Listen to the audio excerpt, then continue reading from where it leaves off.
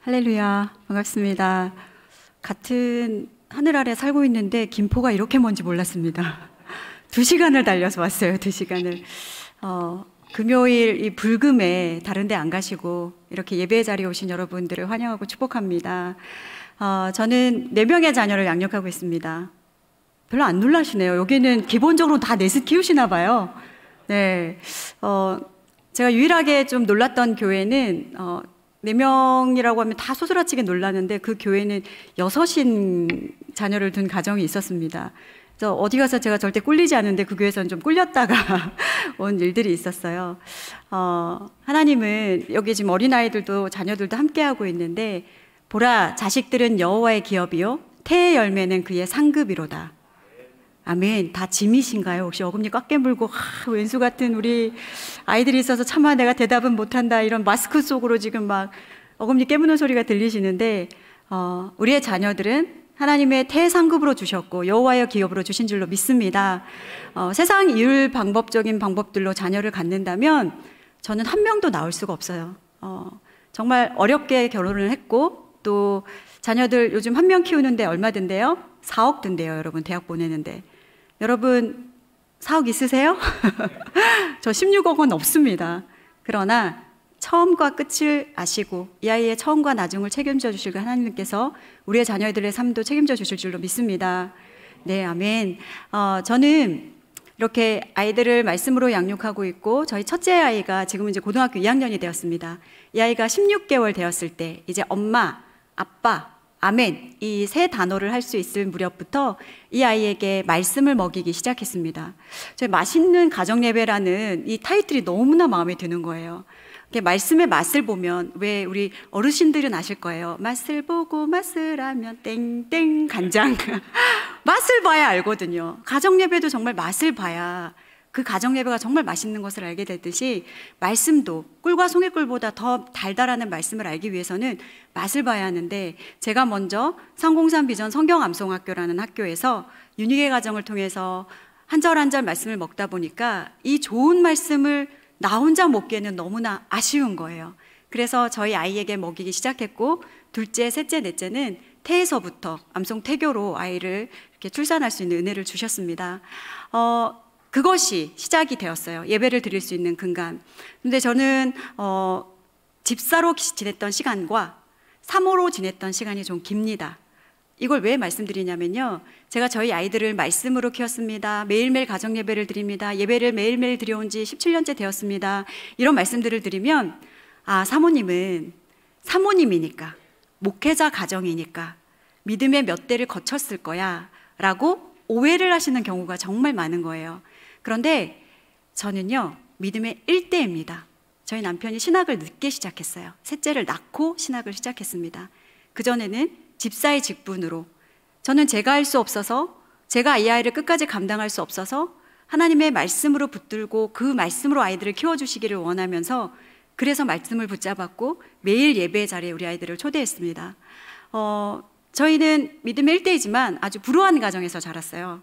이제 저희 아버지는 술만 드시면 저희를 괴롭히시는 분. 그래서 청년 시절에 기도 제목이 있었는데, 기도 제목, 배우자 기도 제목 1번이 믿음 좋은 배우자였어요. 그런데 저희 1번보다 영순이인 기도 제목이 있었습니다. 그것은 다름 아닌 술 안 먹는 사람. 왜냐하면 저희 아버지 때문에 너무나 큰 고통을 당한 불우한 청소년기를 보냈기 때문에, 그런 알코올 섞인 음성만 들어도, 누군가 싸우는 소리만 들어도 지금도 전 트라우마가 있거든요. 어디서 싸우는 소리가 들리면 심장 박동수가 막 빨라집니다. 저희 남편은 좀 더한 가정에서 자랐더라고요. 아버님이 알코올 중독자셨고, 이제 한 4달 동안은 술만 드셨다가 2달은 좀 멀쩡해지셨다가, 근데 이제 곱게 술만 드셨으면 좋은데 술만 드시면 저희 어머니가 기절하실 때까지 폭력을 행사하셨던 그런 가정에서 남편은 자랐습니다. 이렇게 믿음의 1대와 믿음의 1대의 불우한 가정에서 두 남녀가 만나니까 눈에 뵈는 게 없는 거예요. 너무너무나 행복한 가정을 꿈꿨고, 이제 코로나 이전에는 우리가 5월 달이 되면 막 찬양 집회 같은 것도 많이 했잖아요. 찬양 경영대회도 하고 가족별로 나와서 그때마다 저는 중고등학교 때 뒤에서 정말 많은 눈물을 흘렸거든요. 나는 언제 저렇게 가족들과 한번 찬양을 드려보나. 나는 믿음의 가정이라는 걸 꿈꿀 수 있을까? 행복한 가정은 드라마에 있는 이야기 아니야? 왜냐하면 눈앞에서 봐오지 않았기 때문에. 그런데 여러분, 중요한 것은요, 행복한 가정은 거룩을 추구하는 믿음의 가정을 잇는 줄로 믿습니다. 하나님은 이 불우한 남녀가 만나게 하시고 믿음의 가정으로 일대를 이루게 하시고 저희 자녀들에게 4명의 아이에게 말씀과 기도와 유업들이 흘러갈 수 있는 은혜를 주셨습니다.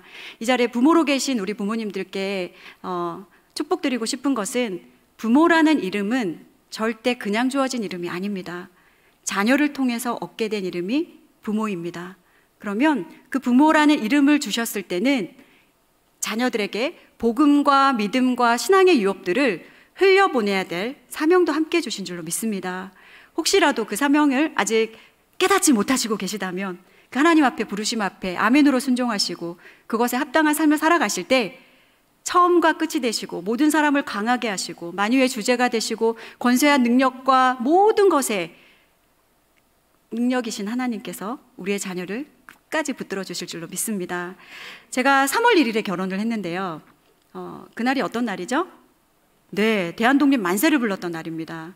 저는 부모 독립 만세를 부르고 할렐루야 결혼을 했어요.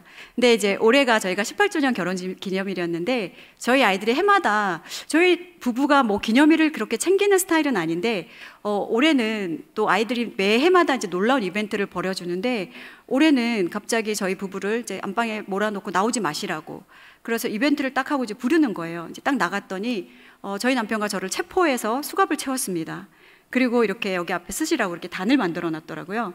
그래서 거기 딱 섰는데 두 부부는 사회에 심각한 무리를 일으켰기 때문에 이 시간 재판장에 섰습니다. 저희들의 재판을 받으십시오. 그래서 저희 둘째가 재판장이 되어서 서 있었고 첫째는 검사가 돼서 옆에서 증거 자료를 가지고 서 있었고 셋째는 형사가 되어서 수갑을 들고 저희를 채웠고 넷째는 증인이 되어서 서 있더라고요. 그래서 우리가 무슨 심각한 죄를 지었을까? 사회에 무리를 일으켰을까? 이제 쭉 수만 가지 죄를 아이들이 낭독해 줬는데요. 제가 기억나는 거 몇 가지를 적어왔어요. 제가 읽어드릴게요. 18년 동안 싸우지 않은 죄. 여러분 놀랐지 않습니까? 저희 18년 동안 싸우지를 않았어요. 네, 사실 싸웁니다. 근데 아이들이 잠들 때 싸웠기 때문에 아이들은 저희 부부가 싸운 것을 전혀 몰라요. 육탄전 벌려도 아이들이 잠든 후에 싸웠거든요. 그 다음 제목은 이거였어요. 항상 같이 있는 죄. 이제 제가 SNS나 이런 거 할 때 저희 남편과 늘 태그를 걸어서 이영동과 같이 있습니다. 이게 뜨나 봐요. 그거를 캡처해서 증거자료로 이렇게 아이들이 채택을 했더라고요. 항상 같이 있은 죄. 자녀들 앞에서 대놓고 뽀뽀한 죄. 오글거리는 멘트로 자식들 피부를 닭껍질로 만든 죄. 한국에서 불법인 콩깍지를 눈에 넣어 사용한 죄. 돈이 없음에도 행복한 죄. 돈이 없으면서 애를 넷이나 낳은 죄. 이 제목으로 저희는 평생 주님 오실 날까지 부부로 살아야 되는 명을 받았습니다. 그래서 지금도 복역하고 있어요. 제가 왜 이것을 깨알 자랑하듯 여러분에게 말씀드리냐면요. 저는 행복한 가정을 꿈꿀 수 없는 가정에서 자랐습니다. 그런데 이 아이들에게 복음을 선물했고 어릴 때부터 말씀을 심었고 매일매일 가정의 자리에서 예배의 자리에서 함께 했을 때 하나님은 저를 행복한 엄마로 만들어 주시더라고요. 저의 자녀를 보물 같은 자녀로 하나님 세워가시면서 저에게 위로와 격려를 해주는 자녀들 하나님 만들어 가셨습니다. 저는 저희 아이들에게 동역자라고 얘기합니다. 오늘도 제가 이제 먼 길을 강의를 온다 그러니까 엄마 운전 조심하세요. 저희 매니저들이 좀 많거든요. 운전 조심하세요. 저희가 기도할게요. 엄마 사랑해요. 축복해요. 4명의 아이들에게 이런 환영을 받고 나왔는데 우리가 예배도 그렇지만 모든 것 중에서 우리가 서로를 바라보는 죄인으로 여길 때 그때 긍휼한 마음으로 가정의 역사가 시작이 되더라고요. 가정 예배도 그렇습니다. 계급장 다 떼고 저희도 저희 남편이 목사이지만 가정 예배 때 설교하지 않아요. 죄인과 죄인의 만남으로 거룩하신 하나님 앞에 걸어가는 작업이 가정 예배입니다. 그래서 그런 긍휼한 마음을 가질 때 자녀들도 부모를 완전한 존재로 여기지 않기 때문에 부모의 연약함과 실수 앞에서도 용납할 수 있는 은혜들이 있는 거예요. 저라고 어떻게 날마다 거룩하고 날마다 충만한 삶을 살 수 있는 거 아니잖아요. 저도 죄인인데 부모이다 보니 혈기도 부릴 때도 있고 때로는 아이들이 실망한 모습들을 보일 때도 있으나 동역자와 동역자로 만났을 때 저희 아이들의 반응은 이렇다라는 거죠. 엄마의 상태가 좀 떨어져 보여요. 그러면 저희 첫째가 그럽니다. 얘들아 다 모여. 어머니 오늘 성령 떨어지셨다. 기도하자. 저를 끌어안고 막 아이들이 기도해 주는 거예요. 힘을 낼 수밖에 없는 거죠. 제가 아이들에게 얘기하는 것은 그겁니다. 불완전한 부모를 보고 너희가 완전하신 하나님을 만나는 것. 그것이 부모인 우리가 우리의 자녀들에게 해줄 수 있는 가장 귀한 선물인 줄로 믿습니다. 네, PPT를 좀 띄워주시고요. 네. 네, 글자가 좀 깨지네요. 바이트라는 말이 있습니다. 히브리어로 바이트라는 말이 있는데요. 저도 뭐 신학을 전공하고 히브리어를 잘 알지는 못하지만 제가 CGN TV에서 아무리 바빠도 가정예배라는 프로그램에 패널로 출연한 적이 있었습니다. 그때 함께 출연하셨던 우리 구약학 박사이신 권혁승 교수님께서 얘기해 주신 것들이 너무나 마음에 남아서 제가 이것을 잘 기억하고 있는데요. 구약에서 바이트라는 단어를 쓸 때 집이라는 것과 성전이라는 것에 동일한 단어를 쓴대요. 바이트라는. 근데 이게 왜 그렇게 쓰여지는지 아십니까? 라고 물어보셨어요. 근데 우리 패널들도 몰랐거든요. 그런데 설명을 해주시더라고요. 성전이, 교회가 하나님이 거하시고 하나님을 예배하는 곳이라면 가정도 동일한 단어로 쓰여지는 것, 동일하게 하나님이 거하시고 하나님을 예배하여야 하는 곳입니다 라고 풀이를 해주셨습니다. 여러분의 가정은 어떤 가정인가요? 한번 질문을 드려볼게요. 이번 한 주간 오늘 금요일까지 살아오시면서 우리의 자녀들과 예수님에 대해서 이야기하신 시간은 얼마나 되시나요? 우리의 자녀들과 두 손을 잡고 함께 기도하는 시간은 얼마나 되시나요? 우리의 모든 문제들을 놓고, 우리 가정의 문제, 자녀의 문제, 아버지의 문제, 엄마의 문제, 모든 문제들을 놓고 우리의 자녀들과 함께 그 문제를 같이 나누고 그 문제를 위해 같이 기도한 시간은 얼마나 되시나요? 우리가 하나님 앞에서 온전한 모습으로 살아가기 위해서는 가정으로 묶어주신 그 이유를 먼저 우리가 좀 살펴봐야 될 텐데요. 우리는 하나님께서 먼저 우리를 예배자로 부르셨습니다. 뭐 잘 알고 계신 것처럼 저는 이제 저희 아이들과 웨스터민스터 신앙 교리를 가지고 같이 공부한 적이 있는데 그 첫 일문이 이거예요. 사람의 제일 되는 목적이 무엇인가? 하나님께서 왜 우리를 이 땅에 보내셨는지 그것을 안다면 왜 우리가 가정 예배를 드려야 되는지의 답을 찾을 수가 있습니다. 여러분 한 사람 한 사람을 부르신 그 목적은 다름 아닌 하나님을 영화롭게 하고 그분을 영원토록 즐거워하는 거예요. 여러분을 그러기 위해서 불러주셨어요. 나의 욕심과 나의 영광과 나의 잘 살고 잘 먹고를 위해서 하나님 이 땅에 우리를 부르신 것이 아니라 그분을 영화롭게 하고 그분을 즐거워하기 위해서 우리를 부르셨다고요. 그러면 이런 믿음의 우리의 공동체 한 사람 한 사람이 모여있는 우리의 가정은 무엇을 해야 될까요? 맛집 찾아다니고 물론 좋아요. 여행 다니고 물론 좋아요. 그러나 그 너머에 우리를 부르신 목적을 회복하고 그 각자의 부르심에 합당하게 하나님 앞에 예배하는 모습으로 모여야 되는 줄로 믿습니다. 제가 가정 예배를 이렇게 이제 세미나를 많이 다녀다 보면은 가장 부담스러워 하시는 분들이 아버님이시더라고요. 나도 제대로 못 살고 있고 나도 아이들한테 뭔가를 얘기할 수 없는데 내가 무슨 가정 예배를 인도하나. 오늘 그 부담을 완전히 덜어드리는 시간으로 제가 여러분을 안내해드리고 싶습니다. 가정 예배는 선택과 우리가 이거는 우리가 취해야 될 거야, 취하지 말아야 될 거야 라는 그런 선택할 수 있는 영역이 아닙니다. 마땅히 하나님의 자녀들이면 예배로 나아감이 마땅한 줄로 믿습니다. 가끔 이렇게 오해하시는 분들이 있어요. 가정 예배를 드려야 됩니다. 가정 예배 드립시다 이러면 마치 이것이 어린 자녀를 두신 분들의 신앙 교육의 한 가지 어떤 패턴으로 여기시는 경우예요. 아니요, 너무나 잘못 알고 계신 거예요. 가정 예배는요, 자녀의 유무와 상관없이, 나이와 상관없이, 자녀가 출가를 했든 상관없이 하나님의 자녀이고 하나님의 백성이라면 모여서 예배하는 것이 당연한 것입니다. 그래서 우리 지금 연로하신 우리 권사님이나 장로님이나 우리 집사님들도 계시잖아요. 우리의 자녀들이 다 성장했어도 모여서 하나님을 예배할 수 있는 거예요. 내가 하나님을 영화롭게 하고 즐겁게 하는 것에 부르심을 받았기 때문에. 그렇다면 여러분은 우리의 자녀들에게 어떤 가치를 물려주고 계신가요? 어떤 엄마가 이제 집에 신방을 오는 거예요. 목사님이 대신방 기간에 신방을 오는데 너무나 이제 막 청소도 하고 집안에서 드리는 신방이니까 아이에게 뭔가 엄마의 거룩한 믿음과 이런 것들을 보여주고 싶었던 거예요. 그래서 이제 목사님 딱 오셨고 예배를 딱 드리려고 하는데 엄마가 아주 이렇게 아이에게 이렇게 얘기합니다. 누구야, 엄마가 늘 즐겨보던 책 좀 갖다 줄래? 이렇게 이제 얘기를 한 거예요. 엄마는 당연히 이 아이가 뭘 갖다 줄 거라고 기대했을까요? 성경책이죠. 늘 아이 앞에서 성경책 보여주고 늘 읽는 모습들 보여줬으니까. 근데 아이가 네 하고 해맑게 가더니 쇼핑 책자를 갖다 줬다. 이런 일화가 있습니다.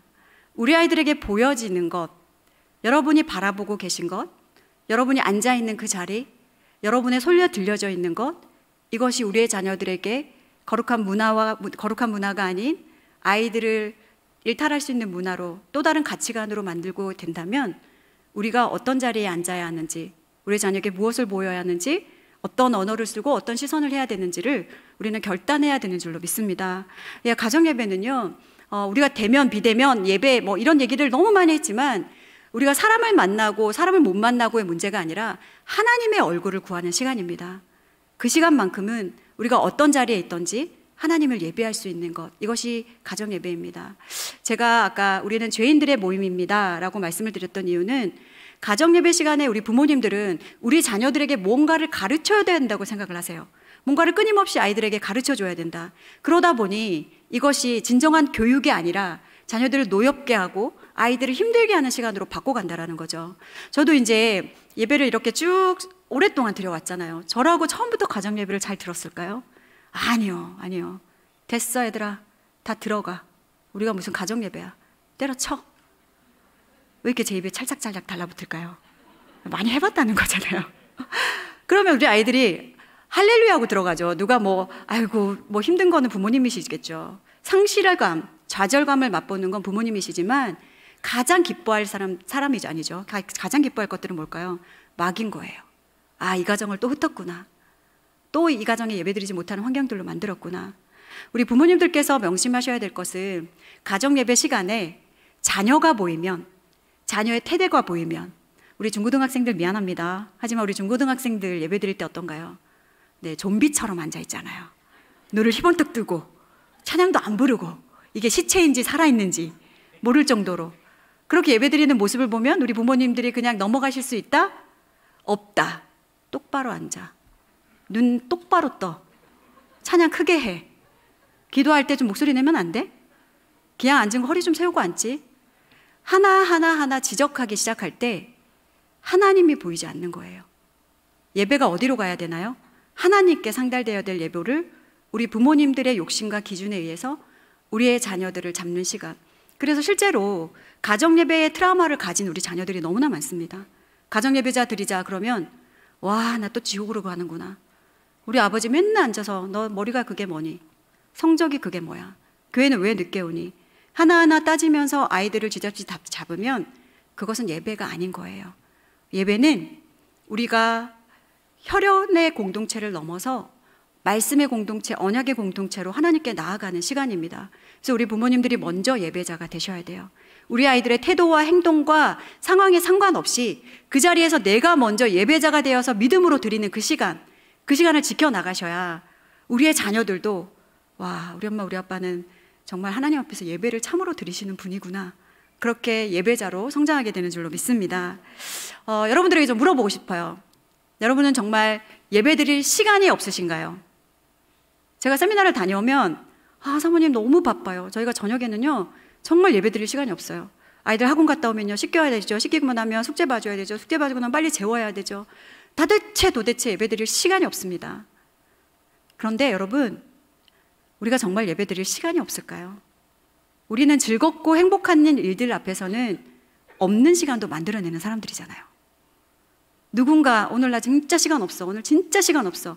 언니 여기 앞에 브런치집 맛있는 데 생겼는데 언니 오늘 시간 괜찮아요? 나 무조건 만들어. 나 갈 수 있어.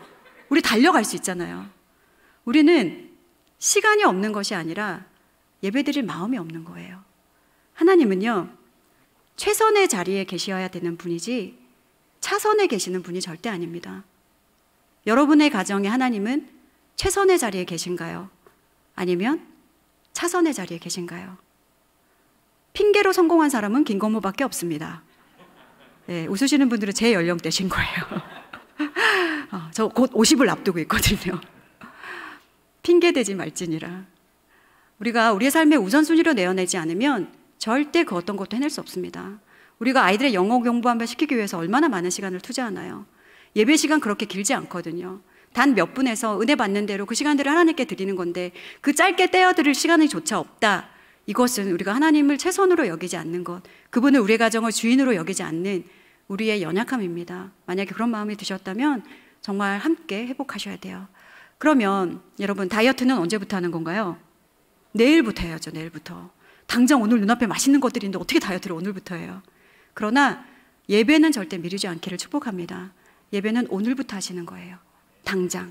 오늘 이제 돌아가시면 늦은 시간이라 아마 오늘부터 예배 드리는 것이, 물론 이제 가정 예배를 드리시는 가정들도 많이 있으시겠지만 돌아가시면 짧게라도 손잡고 기도하고 마무리할 수 있도록, 그것이 하나님 앞에 하나님을 기억하고 날마다 그분을 상기시켜 줄 수 있고, 우리의 자녀가 신앙 안에서 잘 크기를 원하신다면 우리의 삶에 임재하시고 우리의 삶을 이끌어 가시는 그분 앞에서 우리가 반응하고 그분을 높여드리는 저와 여러분이 되셔야 되는 줄로 믿습니다. 저희 가정 예배를 좀 소개해 드리려고 합니다. 그 전에 저는 이제 4명의 아이를 키우고 있다 보니까 우리 이제 혹시 4명 이상 혹시 있으신가요? 네, 할렐루야. 저희 집에도 이제 4명의 자녀를 키우다 보니까 제일 먼저 이렇게 저기 강을 건너는 그 가전제품이 밥솥이 먼저 가더라고요. 얼마나 많은 밥을 했겠어요. 그리고 세탁기였습니다. 근데 이제 세탁기를 바로 살 형편이 못 돼서 이제 손빨래를 한 적이 있었어요. 겨울에. 여러분, 6인에 이제 제가 하루에 한 빨래를 4번 하거든요. 평균적으로 그렇습니다. 평균적으로. 그런데 이 손빨래를 해보니까요, 천국 가고 싶더라고요. 너무 힘들더라고요. 그런 밥솥이 이제 강을 건넜을 때도 솥밥을 해봤는데요. 삼시세끼를 솥밥을 해보려니까 정말 천국 가고 싶더라고요. 근데 그럴 때마다 제 입술에 하나님의 예배자가 되지 않을 때 불평과 불만이 스며드는 거예요. 빨래하면서도 너무나 계속해서 짜증과 이런 환경들이 보이고. 근데 저희 아이들이 은혜 받을 때의 초점은요, 엄마가 새벽 예배 시간에, 수요 예배 시간에, 금요 예배 시간에, 이렇게 주일 예배 시간에 거룩한 사모의 모습으로 앉아서 예배 드릴 때 아이들이 은혜 받느냐? 그렇지 않더라고요. 왜냐? 그건 엄마가 사모니까 당연히 그렇게 해야 되는 거니까. 그런데 아이들이 은혜 받는 포인트는 매일의 삶의 자리에서 제가 어떤 예배자로 살아가는가의 모습이었습니다. 진짜 엄마가 예배자로 살아가는지.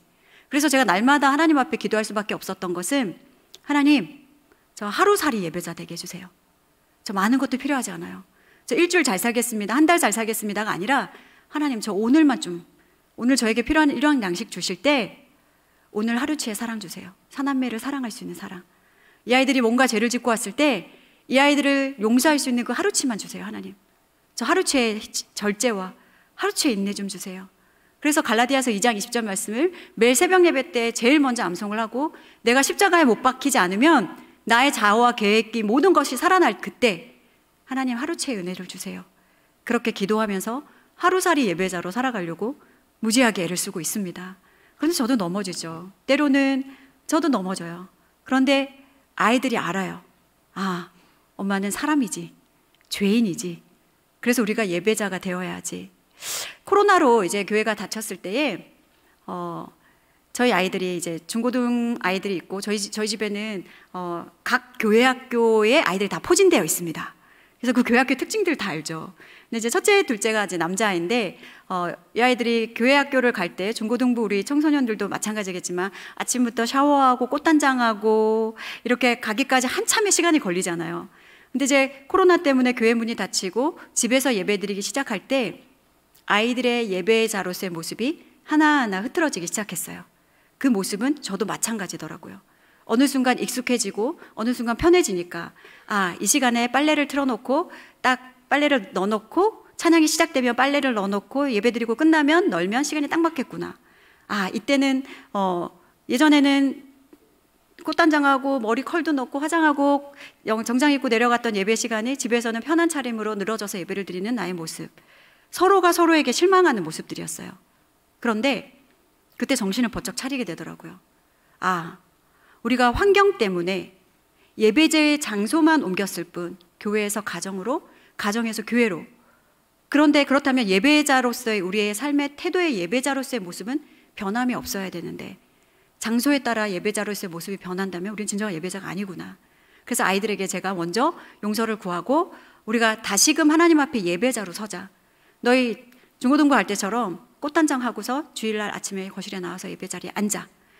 엄마도 정장 입고 화장하세요. 알았어. 그래서 저도 화장하고 그렇게 앉기 시작해서 저희가 정돈된 모습으로 예배를 드리기 시작했습니다. 그리고 교회 문이 열렸을 때 동일하게 그 모습 그대로 교회로 옮겨서 예배 드릴 수 있었습니다. 우리가 보여지는 자리는 누구나 잘할 수 있는 자리인 것 같아요. 그러나 여러분이 계신 직장에서 혹은 학생의 자리에서 혹은 주부의 자리에서 저는 저희 아이들에게 얘기하거든요. 세탁실 갈 때 얘들아 엄마 전투를 치르러 간다. 빨래 개물이랑 채 치우고 올게. 애들이 다 터치우고 오세요 막 이러거든요. 그때 제가 무장하는 건 찬양 틀어놔요. 찬양을 틀어놓으면 불평이 사라지더라고요. 설거지할 때도 산더미 같은 설거지 앞에서도 찬양을 막 부르면서 찬양 설거지를 해요. 그럼 아이들이 알아요. 미리 연막을 치는구나. 우리 엄마 힘들구나. 그러나 제가 하나님 앞에서 예배자로 살아가는 유일한 방법이었습니다. 그래서 우리가 너무나 바쁘고 중요한 일 너무나 많죠. 살면서 그 바쁜 삶 속에서 작은 시간을 덜어내어서 우선순위에 마르다는 분주하고 삶이 너무나 분주하고 예수님이 계셨는데 요리하고 청소하고 너무나 분주했지만 예수님이 한 큐에 정리해 주셨어요. 마르다야, 네가 한 가지만으로도 족하다. 너무 분주하지 말아라. 마리아는 옳은 일을 택했다. 여러분, 설거지 잠깐 쌓아놔도 괜찮잖아요. 빨래 다음날 미뤄도 큰일 일어나지 않거든요. 그러나 예배는 미루지 마시고 그 시간을 온전히 하나님께 우선순위로 덜어서 내어드릴 수 있는 여러분 되시기를 축복합니다. 네, 저희 가정 예배를 좀 이제 소개해 드리려고 그래요. 저희는 이제 자녀들과 함께 예배를 드리는데 그 이전에 하나님이 부부 예배를 깨닫게 하시더라고요. 부부가 서로 연합되지 않으면 절대 가정이 온전하게 서 나갈 수가 없습니다. 말씀에 이런 말씀도 있더라고요. 너희가 스스로 분쟁하는 나라마다 황폐하여질 것이요 스스로 분쟁하는 동네나 집마다 서지 못하리라. 성령이 하나 되신 것을 힘써 지켜야 될 이유가 그 책임이 부부에게 있습니다. 부부가 사이가 좋으면 저희 아이들이 그러잖아요. 콩깍지를 눈에 넣어서 사용한 죄, 오글거리는 멘트로 자식들의 피부를 닭껍질로 만든 죄. 저희는 성경적인 가정상을 제대로 배우지 못하고 자랐어요. 왜냐? 늘 어머니는 맞으셨고 아버지는 폭력을 행사하셨고 술에 쩌들려 계셨고 따뜻한 아버지의 사랑, 언어 이런 거 전혀 배우지 못하고 자랐어요. 그러나 그것들을 믿음의 반석 위에 하나하나 차곡차곡 쌓아나가는 것이 쉽지는 않았지만 우리가 보혈의 능력으로 예수님의 사랑을 경험하고 나니까 그 사랑이 회복이 되는 거예요. 그리고 그 사랑을 자녀들에게 흘려볼 수 있게 되더라고요. 저희 남편이라고 저라고 어떻게 무던히 노력하지 않겠어요. 저희 어머니도 처음부터 그런 어머니는 아니셨을 거예요. 그런데 아버지로부터 계속해서 그런 상처들이 쌓이다 보니까 목소리도 커지시고 아버지에게 늘 큰 목소리로 대하시고 그런 모습을 보고 자랐기 때문에 저도 만약에 그것을 그대로 답습한다면 저희 남편을 하대하고 남편을 존중하지 못하는 아이였을 거예요. 그러나 하나님이 저에게 말씀을 먼저 암송시키시고 아이들에게 순종을 가르치면서 제가 남편을 순종해야 되는 법들을 말씀 가운데 가르쳐 주시더라고요. 저희는 저와 남편 1살 차이거든요. 처음에는 제가 가정의 경제권도 저한테 있었어요. 남편은 학생이었고 제가 벌어서 결혼한 빚 갚아가면서 학교 보내고 살림하고. 자, 경제권이 있는 사람들은 어떻게 되나요? 네, 그 집의 탑이 됩니다. 저도 남편을 발가락에 때처럼 여기던 시절이 있었어요. 그런데 네가 자녀들에게 순종을 가르치면서 너희 남편에게 순종하지 않니? 그건 하나님 세우신 질서가 아니다. 이것을 깨닫게 해주셨을 때 제가 남편에게 존칭을 사용하게 됐고 지금도 남편을 너무나 존중하고 남편도 저를 교회가 정말 예수님께서 교회를 사랑하시는 것처럼 그게 믿음의 가정의 질서잖아요. 회복이잖아요. 그런데 저희는 그래도 예배를 매일 드려왔기 때문에 뭔가 대단한 가정, 성숙된 가정이라는 생각을 하면서 살아왔는데 하나님이 우리에게 요구하신 것은 너희 둘이 먼저 자녀들보다 예배자가 되는 거였어요. 그래서 어느 날 아이들이 잠들고 저희들이 이제 예배를 드리게 됐는데 너무 어색한 거예요. 한 이불 덮고 산 지가 너무 오래되었는데 둘이 얼굴을 딱 마주치는데 막 어색해가지고 막 눈을 못 맞추는 거. 어떻게 찬양 부를래? 200장 그래 200장 부르지 이렇게 어색하게. 말씀 묵상할래? 그때는 저희가 둘 다 이제 집사 때 집사였기 때문에 묵상한 거 나누지 그 기도하자. 그리고 손을 딱 잡았어요. 그런데 지금까지 하나님이 저희 가정을 이끌어 오셨던 그 과정들을 스크린처럼 보여주시는 거예요. 그 순간 둘 다 눈물이 정말 폭포수처럼 터지고 말았습니다. 그러면서 저희 입술의 고백은 그거였어요. 우리가 뭐라고 이런 은혜를 주시나?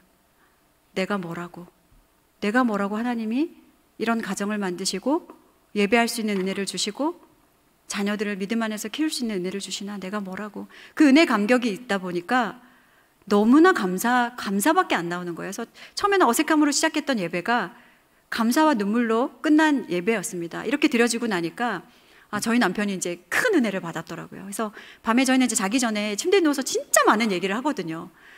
맨날 저희가 얘기해요. 왜냐면 새벽을 가야 되는데 너무 늦게까지 얘기를 하니까 자기야, 다음엔 우리 좀 일찍 얘기하자, 일찍. 그렇게 늘 얘기하는데 저희 첫째가 그러더라고요. 저는 엄마 결혼을 빨리 하고 싶어요.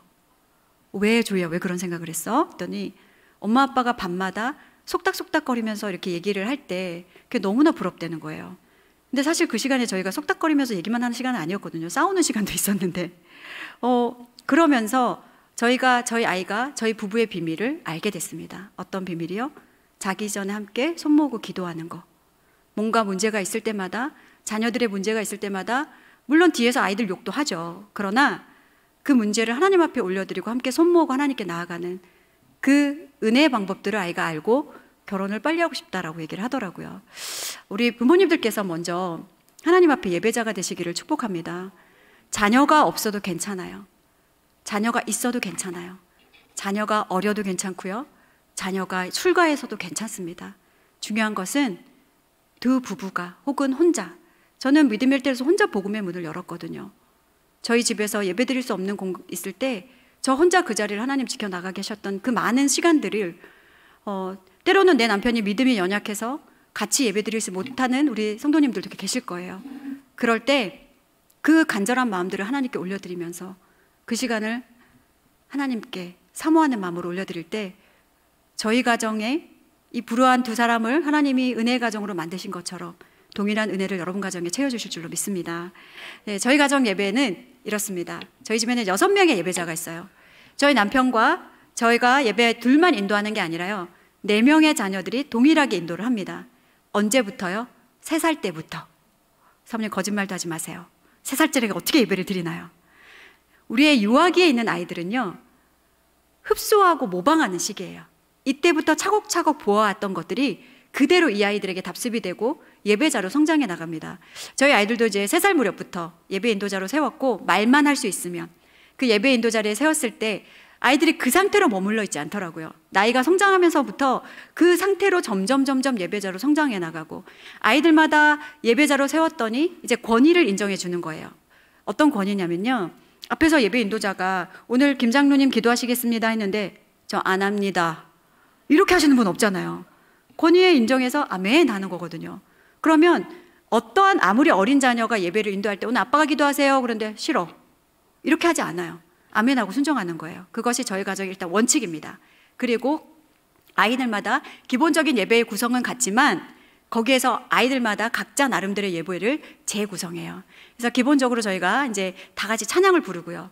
함께 찬양을 부르고 나서 오늘은 어머니가 기도하시겠습니다. 그러면 제가 기도를 하는 거예요. 그리고 말씀을 이제 대하는데, 이때 우리 부모님들께서 자유함을 누릴 수 있는 것은, 우리가 공적인 예배는요, 교회에서 드려지는 예배는 질서가 있어요. 그 질서를 따르는 것이 당연합니다. 그 교회에 세워주신 질서를, 방침을 따라가는 거예요. 그러나 가정 예배이기 때문에 우리는 열린 예배를 드릴 수가 있어요. 우리는 완벽한 예배를 하나님 받으시는 게 아니거든요. 우리의 연약함, 우리가 정말 부족함들을 하나님이 받으시는 거잖아요. 그러면 그 예배 안에서 우리가 그냥 기쁘고 즐거운 마음으로 하나님께 올려드리는 건데, 이 시간은 누군가 누구를 가르치는 시간이 절대 아닙니다. 부모님이 자녀들을 가르치지 않아요. 저희도 예배 시간에 이런 거야, 너 이렇게 살아라고 얘기하지 않아요. 그럼 어떻게 하느냐? 죄인과 죄인이 만나서, 부모의 큰 죄인, 작은 죄인이 만나서 하나님을 알아가는 시간이에요. 우리는 하나님을 알기 위해서 어디로 들어가나요? 말씀 가운데 들어가는 거예요. 성경 속에서 가서 같이 성경 읽고, 또 때로는 말씀 묵상을 나누기도 하고요. 때로는 아까 이제 여러분 그 책자 받아가라고 그랬잖아요. 한 가정에 딱 하나씩만 받아가시라고. 그 책자에 보니까 아까 교리도 있고 여러 가지 그림 그 예배도 있고, 그렇듯이 저희도 교리로 예배를 드릴 때도 있고, 때로는 암송을 하기도 하고요. 저희는 이제 암송하는 가족이기 때문에 암송은 항상 합니다. 같이 하나님 주시는 마음으로 암송을 하는데, 그때 누군가를 가르치는 것이 아니라 어떻게 한다고요? 하나님을 알아가는 거. 성경을 읽고 은혜 받은 구절을 나누고 우리가 어떻게 살아갈 것인지, 오늘 나의 하루에게 임하시는 하나님이 어떤 하나님이신지 나누는 풍성한 시간을 누리는 것이 가정 예배예요. 그래서 그렇게 말씀을 나누고 나면 저희는 이제 중보 기도를 합니다. 그리고 하나님의 성품을 찬양하고요, 주기도문으로 예배를 마칩니다. 그리고 하나님께 영광의 박수를 올려드려요. 남편이 예배를 인도하는 날만 축도가 있어요. 그래도 목사님인데 축도는 할 수 있게 해드려야죠. 좀 더 이제 구체적으로 저희가 예배를 말씀을 드릴 건데, 두 번째 사진을 좀 주목해 주시면, 저희 사랑이가 이제 3살, 4살 그 무렵에 처음 인도했던 날입니다. 환희에 찬 얼굴 보이시죠? 예배 드리고 나서 저 자리를 떠나질 않았어요. 일명 저희가 강대상인 거예요. 저희 이제 담임 목사님 마이크가 이렇게 2개짜리였거든요. 근데 그 레고로 이렇게 2개를 만들고, 옆에 시계 보이시죠? 사진은 잘렸지만 컵도 있고 옆에 휴지도 있고, 일명 강대상인 거예요. 전날 드려졌던 예배는 2분, 3분으로 끝났어요. 그러나 완벽한 예배였어요. 왜요? 예배의 기본 구성 요소인 말씀, 기도, 찬양, 말기찬, 여러분 기억하세요? 말씀, 기도, 찬양이 있으면 여러분은 예배를 드렸어요. 1분 드려도 되고요, 30초 드려도 돼요. 은혜 받으면 30분 드려도 되고요, 1시간 드리셔도 돼요. 하나님 감동 주시는 대로. 그러나 그 예배 시간에 저희 아이가 드렸던 것은 이거였어요. 다 같이 예배 드리겠습니다. 창세기 하겠습니다. 제 아이가 암송하는 구절 창세기 1장 1절이었거든요. 저희가 태초에 하나님이 천지를 창조하시니라 막 오빠들이 이제 막 이렇게 막 반응을 하면서 했어요. 그리고 나서 찬양했습니다. 싹트네 하겠습니다. 싹트네 아시죠? 작은 싹트네부터 또 다 해줘야 되잖아요. 우리가 아이들의 눈높이에 맞게 중간 싹트네, 큰 싹트네, 오바 싹트네까지 다 했어요. 그 다음에 기도하겠습니다. 그러더니 아이가 기도 제목을 얘기해요. 아빠 타요, 엄마 타요, 쪼 오빠 타요, 오니 오빠 타요, 내 타요. 타역이 뭘까요? 저희가 늘 기도할 때 아버지의 사역을 위해서 기도하겠습니다. 어머니의 사역을 위해서 기도하겠습니다. 발음이 안 되니까 타역인데 이게 뭔가 좋은 거 같았던 모양이에요. 오빠 타역, 쪼이 오빠 타역, 오니 오빠 타역, 내 타역. 제가 모두의 사역을 위해서 그렇게 같이 기도했던 시간이었어요. 그렇게 짧게 끝난 예배였지만 이 아이는 너무나 기쁜 거예요. 늘 오빠들 옆에서 댄스하면서 저 시간을 호시탐탐 노렸는데 드디어 내 시간이 왔고, 그러니 이제 타협을 하기 시작하더라고요. 오빠, 오늘 오빠 예배 때 내가 인도하면 안 돼? 이렇게. 그러나 절대 또 오빠들도 양보하지 않죠. 너 그런 식으로 하면 내가 안 끼워줄 거야, 뭐 이러면서. 그런데 자녀들과 우리 아이들과 예배를 드리실 때 유의하실 점은, 아이들이 기쁨으로 드리는 것과 장난으로 드리는 것은 우리 부모님들의 눈에 보이세요. 그래서 그런 경계를 넘어가지 않도록 주의시켜 주는 거. 왜냐? 예배는 그럼에도 불구하고 하나님께 올려드리는 거기 때문에. 우리가 귀한 어르신을 앉혀놓고 까불고 장난하지 않거든요. 그런 예의를 가르치는 것, 그것은 부모님의 역할이지만 절대로 혼을 내거나 아이를 다그치거나 이렇게 또 아이를 예배 시간에 쥐잡듯이 잡는 것은 절대 금물입니다. 자, 저희 아이가 첫째 아이가 4살 무렵에 1시간가량 촬영했던 사진이에요. 저희가 죽겠더라고요. 아주 그냥 알아들을 수도 없어요. 방언으로 뭐 무슨 찬양인지도 모르겠고 혼자서 막 장난감 마이크를 들고 일병 예배 놀이였어요. 그러나 그 자리에 저희가 앉아서 또 중간에 할렐루야는 또 어디서 본 건 있어가지고 할렐루야라면 저희가 아멘 이렇게 이제 할렐루야 그것에 반응을 해줬는데, 이 아이가 저 상태로 머물러 있지 않더라는 거죠. 지금 이제 고등학교 2학년이 되었는데 이 아이는 자기 예배 인도 시간에 늘 저렇게 기타를 가지고 옵니다. 제가 좀 사진 한 장 남길게 했더니 또 이게 또 있잖아요. 애들은 얼굴 가려줘야 되잖아요. 마스크 딱 끼더라고요. 뭐 인정해 줬어요. 뭐 근데 기타를 치면서 찬양 인도를 할 때 저 참 많이 울어요. 정말 하나님께서 이 지금의 자리까지 오기까지가 예배가 날마다 즐거웠던 거 아니거든요. 때로는 정말 상실감을 맛보기도 했고, 때로는 제가 혈기를 참지 못해서 그 예배를 파토내는 죄인이 되기도 했고, 때로는 아이들끼리 싸워서 그 예배가 즐겁고 감사한 예배가 아니라 너무나 힘든 예배가 되기도 했고, 지금도 가끔 저희 아이들 싸워요. 예배 드린 연수가 몇 년 차인데 어떤 걸로 싸우는지 아세요? 너무나 유치해요. 저희 고등학생 제가 오늘은 내가 엄마 아빠 옆에 앉을 거야.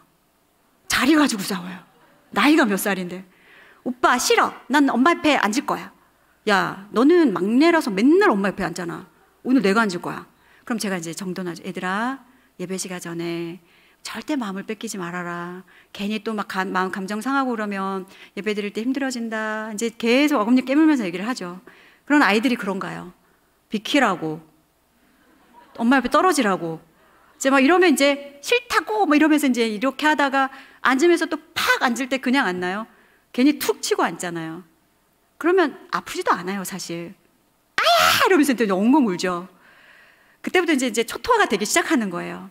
자, 그럴 때 저희 연약할 때는 때려쳐 이것들아 다 방에 들어가. 오늘 예배 안 드려. 저희 연약했을 때 모습이었어요. 그러나 이제는 알죠. 이 모습들을 제일 좋아하는 게 누구일지. 그래서 그럴 땐 예배를 잠깐 미룹니다. 얘들아, 일단 우리 흩어지자. 너희 감정이 해결되면 다시 모이자. 그래서 예배 시간을 이렇게 뒤로 미룹니다. 저희가 자정에도 예배를 드린 적이 있어요. 첫째, 둘째 갈등이 해결되지 않아서. 그러나 예배를 포기하진 않았어요. 왜냐? 하나님과 약속이었기 때문에. 아이들에게도 설명했어요. 누군가 우리가 너희가 존경하는 사람과 우리가 시간 약속을 했어. 늦을 수는 있어. 죄송합니다. 저희 차가 좀 막혀서 늦을 것 같아요. 그러나 그분이 오랜 시간을 기다렸는데 우리가 죄송한데요. 우리 못 갈 것 같으니까 알아서 집에 가세요. 그렇게 대하진 않아. 하물며 사람한테도 우리가 이렇게 얘기하는데 우리가 하나님 앞에서 예배를 드리기로 모이기로 했고 우리가 감정을 정돈하지 못해서 흩어졌다면 다시 우리가 회개함으로 모여야 되고 하나님께 용서를 구하고 그 시간에 예배함이 마땅하다는 것들을 저희 몸에 정말 이 아이들이 알아요. 엄마 아빠는 예배를 포기하지 않는다. 그래서 야 어차피 엄마 빨리 모여 다 모여. 그래서 최대한 빨리 모여야 뒷시간을 자기들이 누릴 수가 있거든요. 그렇게 그 자리를 지켜나갔던 시간들이 있었습니다. 저 때는요, 이제 저희 예배에 좀 특殊한 시간들이 있어요. 특히 저희 둘째는 좀 하나님이 독특한 사명을 허락하신 아이입니다. 일반적이지가 않아요. 상당히 호기심이 많고요. 되게 창의적인 아이입니다. 이제 잠깐의 예를 좀 들면, 너무나 호기심이 많은 아이라서 드라이 아이스를 이제 좀 너무 위험해 보여서 제가 아주 어릴 때였어요. 온유야, 이거는 너무너무 위험한 얼음이야. 그래서 절대 손을 대서도 안 되고 혀를 대서도 안 되고 만져서도 안 돼. 왜냐면 이게 차갑지만 뜨거운 얼음이야. 그래서 네가 다칠 수 있어. 충분히 설명을 해줬어요.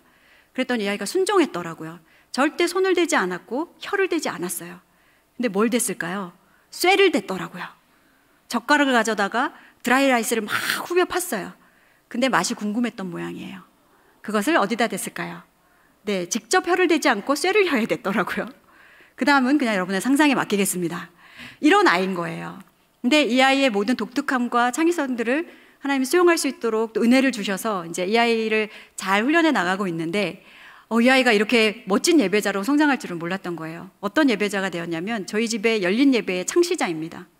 아버지 성가대 일어나시겠습니다. 내가 성가대야? 일어나시겠습니다. 일어나는 거예요. 아버지 성가대 혼자 일어나시는 거예요. 솔리스트 하셔야 되는 거예요. 어머니 오늘 댄스로 특순하시겠습니다. 내가? 나 특순이야? 하시겠습니다. 하면 해야 되는 거예요. 왜냐? 아이들을 기쁘게 하는 자리가 아니잖아요. 우리는 누구를 기쁘게 한다? 하나님을 기쁘게 한다. 이 아이는 기도도 그냥 일반적으로 기도시키지 않아요. 저희 부부도 이제 이상 기류가 있을 때가 있잖아요. 감정을 해소 못하고 이제 이렇게 이제 다툼이 좀 있었는데 그날 예배가 제가 인도하는 날이었거든요. 너무 마음이 무거운 거예요. 저희가 이제 7시 반에 알람이 맞춰지고 예배를 드릴 시간이 오는데 오늘 예배 진짜 인도하기 싫다. 막 감정이 상해 있는 상태였기 때문에. 그런데 이제 저희 둘째가 쪼르륵 오더니 엄마 오늘 저랑 예배 인도 바꾸실래요? 그러는 거예요. 자, 할렐루야를 외쳤죠. 오냐 너무 좋은 생각이다. 그래서 그 아이가 이제 예배 인도를 했어요. 딱 이제 거실에 나갔어요. 딱 앉았는데 오늘은 좀 특별한 예배로 하나님 앞에 나아가려고 합니다. 짝을 짓겠습니다. 아버지 어머니 짝 지어주세요. 조이 형, 시온이 짝 짓겠습니다. 저랑 사랑이 짝 짓겠습니다. 이러면서 이제 남편이랑 짝을 지어서 앉았어요. 했더니 둘이 손을 잡고 서로에게 축복성을 불러주시겠습니다. 근데 저희 남편과 제가 감정이 평소 같으면 막 둘이 정말 사이좋게 이렇게 손잡고 막 끌어안고 하는데 일단 싸웠으니까 감정이 상한 상태였기 때문에 손끝을 살짝 거쳤어요. 손끝을. 그리고 축복성을 부르라 하는데 이렇게 딴 데 쳐다보면 축복성을 불렀어요. 그런데 이제 아이를 다 보고 있죠. 그런데 이 아이가 이제는 서로 끌어안고 기도 제목을 나누고 서로를 기도해 주라는 거예요. 근데 이제 그제서야 저희가 뭘 아이들이 생각하는지 알았어요. 부모님의 화해를 위한. 그러면서 이제 저희가 남편도 저도 무장해제가 되고 너무 웃겨가지고 이제 같이 막 웃다가 저희 남편과 제가 아이들 앞에서 사과를 했죠. 옛날에는 엄마 아빠가 너희들을 중재하고 너희들과 예배자가 되기를 세워나갔던 시간들이 있었는데, 이제는 부모의 연약함을 딛고 부모가 예배자로 갈 수 있도록 너희들이 세워주는구나. 너무 고맙고 미안하다. 그러면서 괜찮아요, 죄인이잖아요, 이러면서 아이들이 이렇게 넘어갔던 일들이 있었습니다. 근데 이 아이가 이제 예배인도 할 때도 지금도 그래요. 뭐 암송을 할 때도요, 그냥 평범하게 하는 적이 없고요, 찬양을 드릴 때도 평범하게 드리는 적이 없습니다. 이 아이가 예배 드렸던 모습 중에 하나가, 어느 날 예배인도를 하는데 예배 시간이 다 되었는데 계속 엄마 잠깐만요 여기 컴퓨터 자리에 앉아 있는 거예요. 근데 옛날 같으면 저희 연약함이 올라왔겠죠. 야, 지금 예배 드릴 시간이 10분이 지났잖아. 뭐 하는데 도대체 안 나와. 이렇게 부릴 듯이 화를 냈을 텐데, 뭔가 이 아이는 또 뭔가를 준비하고 있을 거라는 기대감들이 또 있는 거잖아요. 기다렸어요. 저희가 예배 시간보다 20분 늦게 예배를 드렸습니다. 그러더니 딱 앉아서 컴퓨터를 딱 켜더니 오늘은 PPT로 예배를 드리겠습니다, 그러는 거예요. 그리고 처음에 띄운 것이 저 너구리였어요. 다 같이 하나님 앞에 찬양 드리겠습니다. 근데 저희가 정말 누구를 할 것도 없이 그 자리에서 일동 일어나서 두 손 들고 찬양을 드렸어요. 저 사진을 보고 앉아서 찬양을 드릴 수가 없었어요. 그런데 그 아이가 이제, 아버지, 간절한 마음으로 원숭이의 모습으로 기도하시겠습니다. 근데 저희 남편이 저 모습 저대로, 좀 민망한 저 모습대로 그래서 저 이제 쿡킥대고 막 이제 웃고 뭐 난리가 났죠. 그랬더니 이제 기도가 다 끝난 다음에 중보기도 시간에 어머니는 수달처럼 귀엽고 깜찍하게 기도하시겠습니다. 저 정말 귀엽고 깜찍하게 그렇게 하나님 앞에 기도하고, 마지막에 저희가 다 같이 하나님 앞에 기도드릴 때 간절한 모습으로 하나님을 올려다보며 마지막 사진으로 기도하시겠습니다. 저희 6 식구가 이러고서 이제 같이 기도를 드렸던 시간이었습니다. 아이들을요, 예배자로 세워보세요. 어린아이들과 젖먹이들의 힘으로 권능을 세우시며 이는 원수들과 보복자들을 잠잠하게 하려 하심이니이다. 우리 하나님은요, 모든 각 사람을 예배자로 부르셨기 때문에 이 아이들이 언젠가 그냥 너무나 힘들다, 얘가 언제 하나님 앞에 진짜 진정한 예배자가 될까, 어린 자녀가 혹시나 누워서 예배를 드리나요? 걱정하지 마세요. 청소년기가 돼서도 누워서 예배드리지 않습니다. 저희가 3월 이제 중순쯤에 다 코로나가 걸렸어요.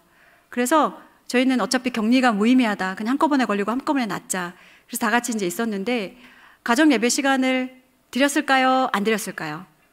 네, 드렸어요. 드렸는데 너무 아파서 4명은 누워서 예배를 드리고요, 2명만 앉아서 예배를 드렸어요.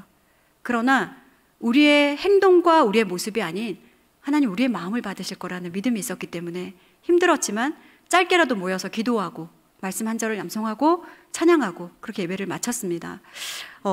예배자로 서 나가는 것이 쉬운 일은 아니에요. 우리 어린 자녀들과 예배드리는 부모님들, 제가 알아요. 어금니 깨무시면서 마음에 참을 인자를 새기고 계신 거 누구보다도 제가 잘 압니다. 그러나 그 고난의 터널을 지나면 빛이 되시고 소망이 되시는 하나님께서 여러분의 가정에 너무나 놀라운 은혜와 축복으로 그 자리를 지켜주시고 인도해 주실 줄로 믿습니다.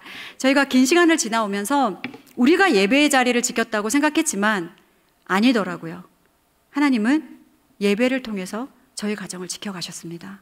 그리고 아이들을 지켜 보호해 주셨습니다. 실제로 한 신학교에서 그런 조사를 했었는데요, 가정 예배 드리는 가정의 아이들은 하나님을 떠날 확률이 거의 없더라고요. 왜냐? 매일의 삶 속에서 그분의 임재를, 그분의 존재를 기억하기 때문입니다. 저희가 이제 순서 중에 기도 시간이 있습니다. 말씀을 암송하고 말씀을 읽기도 하고 이렇게 하나님을 알아가는 시간으로 채우고 나서는 같이 이제 중보 기도를 하는데요, 저희 아이들이 이제 어렸을 때 제가 결혼 선물로 받았던 지구본이에요. 근데 결혼 때 지구본 받았을 때 되게 제가 불평했거든요. 아니, 가정에 필요한 선물 좀 주지, 가전제품이나 이따위 지구본은 왜 주는 거야. 그런데 이걸 하나님이 이렇게 사용하게 하실 줄은 몰랐어요. 제가 예배드릴 때 아주 아이들이 어릴 때부터 중보기도 시간에 지구본을 돌리기 시작했어요. 이게 뱅글뱅글 돌아가니까 아이들이 너무 좋은 장난감인 거예요. 집중력도 뛰어납니다. 알록달록하면서 빙글빙글 돌아가니까. 그때 아이들에게 이제 한마디를 하기 시작했어요. 얘들아, 성령 하나님께서 오늘은 어떤 나라를 위해서 기도하기를 원하시는지 찍어보자.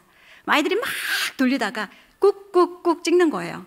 그러면 한글도 모르죠. 그런데 너는 러시아, 너는 중국, 너는 캐나다.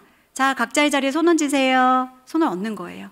그리고 기도하기 시작했습니다. 하나님, 이 땅이 주님의 나라 되게 해주세요. 하나님, 이곳에 계신 선교사님들 지켜주세요. 하나님, 이 땅의 모든 범죄가 떠나고 하나님 나라가 임하게 해주세요. 이 기도의 시간들을 계속 쌓아 올려갔을 때 이제는 아이들이 먼저 챙깁니다. 엄마, 대선 얼마 안 남았잖아요. 빨리 우리나라에 손 얹읍시다. 저희가 대선을 놓고도 아이들과 함께 손 올리고 기도하고, 우크라이나 땅에 손 올려서 기도하고, 미얀마 땅에, IT 땅에, 북한 땅에 정말 우리가 기도한 땅을 품고 우리가 하나님 앞에 기도하는 것. 그렇게 기도할 때 여러분 혹시 우리의 자녀가 하나님, 우리의 자녀가 세계 모든 민족 위에 뛰어난 자녀가 되게 해주세요, 이런 기도 하시나요? 아니요. 그 기도 이전에 하나님, 우리의 자녀가 세계 모든 민족을 품고 기도하는 자녀가 되게 하여 주시옵소서. 이것이 먼저인 줄로 믿습니다. 제가 이 간증을 했더니 어떠한 집사님이 막 우시는 거예요. 사모님, 저희도 아이들이 어릴 때부터 지구본을 돌렸어요.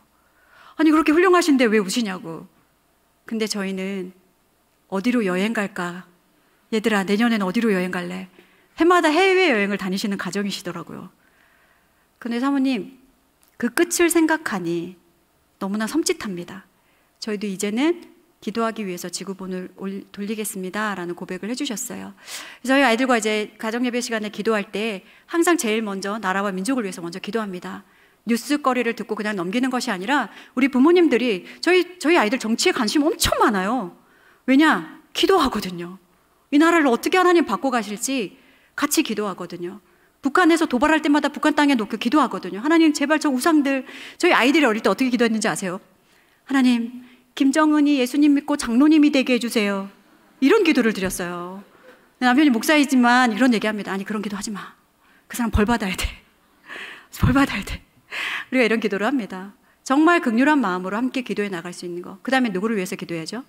교회를 위해서, 목사님을 위해서, 한국교회를 위해서 같이 기도합니다. 그리고 우리에게 동역자들이 기도 요청해 오셨을 때 함께 기도하고, 우리 부모님들 혹시 교회에서 기도 제목 받으시나요? 저희도 중보기도 요청이 엄청 오거든요. 그럴 때 저희 남편과 저만 기도하지 않아요. 그 자리에 저희 아이들이 누구가 있든지 간에 그 자리에 바로 얘기합니다. 사랑아, 일로 와봐. 누구 이모 지금 너무 아프대.